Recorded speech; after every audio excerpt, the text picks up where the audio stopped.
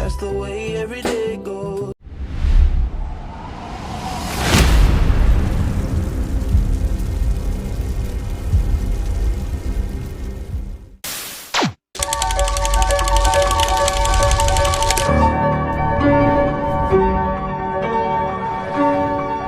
Film baru-baru ini diguncang oleh kontroversi yang melibatkan Abizar Al-Ghifari, kecewa dengan sikap Abizar yang dianggap kurang menghargai sumber asli yang telah populer di kalangan penggemar. Akibat pernyataan tersebut, film ini mendapatkan reaksi negatif yang cukup besar. Nah, ini sebagai dampak dari cancel culture, sebuah istilah yang menggambarkan bagaimana figur publik bisa diboikot.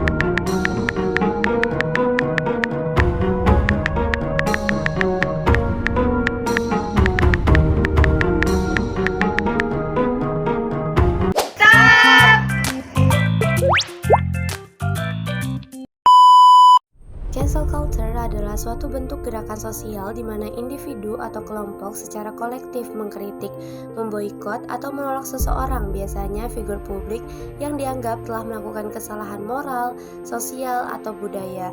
Nah, menurut Pak Firdaus Wajedi pada saat wawancara, cancel culture merupakan bentuk dari kebebasan berekspresi, namun harus dijalankan dengan etika dan nilai-nilai budaya serta agama yang berlaku, yang dimana artinya cancel culture tidak boleh dilakukan secara serampangan atau dengan cara yang merugikan hak-hak orang lain. Iya, saya kira cancel culture itu bisa memenuhi hak seseorang untuk mengekspresikan dirinya. Tapi apakah ini sesuai dengan budaya kita? Nah, ini ya tadi yang saya sampaikan, perlu dilakukan secara etika gitu. Jadi kita kan sebagai orang Indonesia, kita diajarkan dengan tata cara yang etis ya gitu. Kita diajarkan baik secara budaya maupun agama gitu ya. Nah, kita diajarkan itu apapun agamanya. Saya kira semua agama mengajarkan juga etika gitu kan.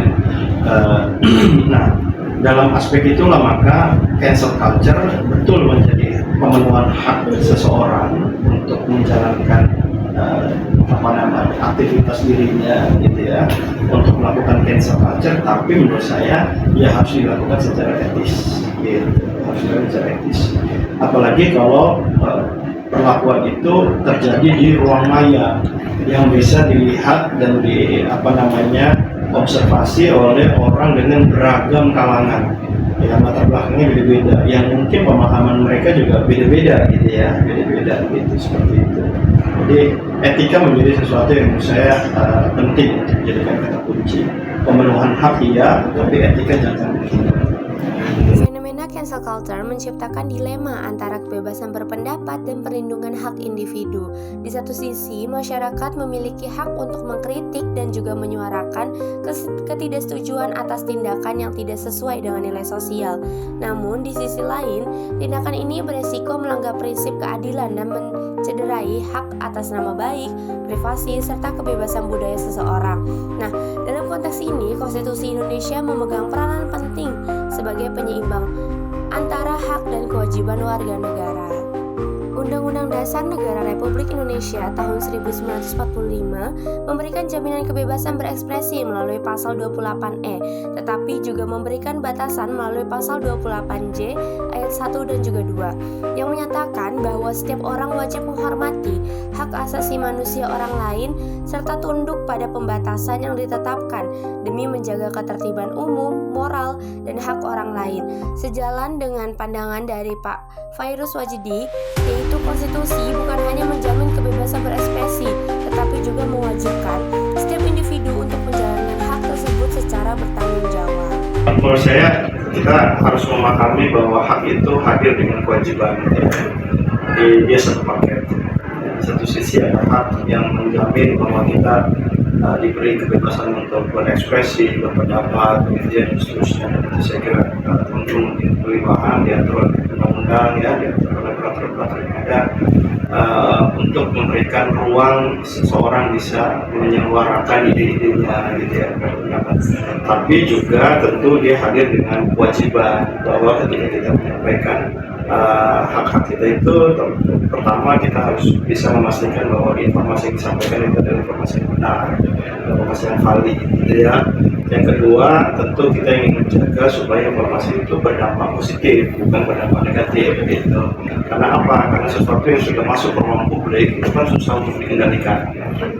Apalagi sekarang zaman digital, internet, ya, tweetan ataupun postingan ataupun share-sharean, ketika itu sudah keluar dari akun kita, itu mungkin akan sulit untuk ditarik kembali, gitu ya. Maka kita ingin memastikan efek dari berita atau informasi atau pendapat itu juga adalah sebuah kebaikan.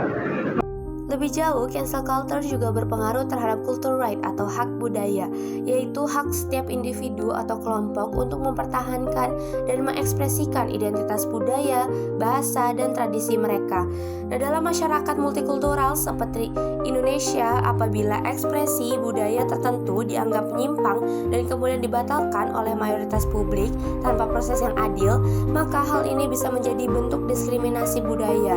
Seperti kata Pak Firdaus Wajidi mengingatkan bahwa dalam mengekspresikan kritik harus tetap ada penghormatan terhadap perbedaan budaya dan identitas seseorang agar tidak terjadi pelanggaran atas keberagaman yang dilindungi oleh konstitusi. Oleh karena itu, cancel culture perlu dipahami secara lebih bijak sebagai instrumen sosial yang memiliki potensi membangun jika dilakukan secara beretika dan berlandaskan hukum. Konstitusi hadir untuk menjaga keseimbangan antara kebebasan berekspresi dengan perlindungan hak individu dan juga budaya, mencegah tindakan persekusi atau penghukuman sosial yang tidak sesuai dengan prinsip negara hukum. Pemerintah, masyarakat, dan tokoh publik diharapkan mampu membangun ruang diskusi yang sehat, inklusif, dan menghargai keberagaman sebagai pilar kehidupan demokratis. Demokrasi bukan hanya soal kebebasan untuk menyuarakan kritik, tetapi juga tentang tanggung jawab dalam menyampaikan kritik tersebut. Oleh karena itu, penting bagi semua pihak untuk terus menjunjung tinggi prinsip keadilan, toleransi, dan penghargaan terhadap perbedaan budaya demi menciptakan masyarakat yang harmonis dan beradab dalam kerangka negara hukum Indonesia.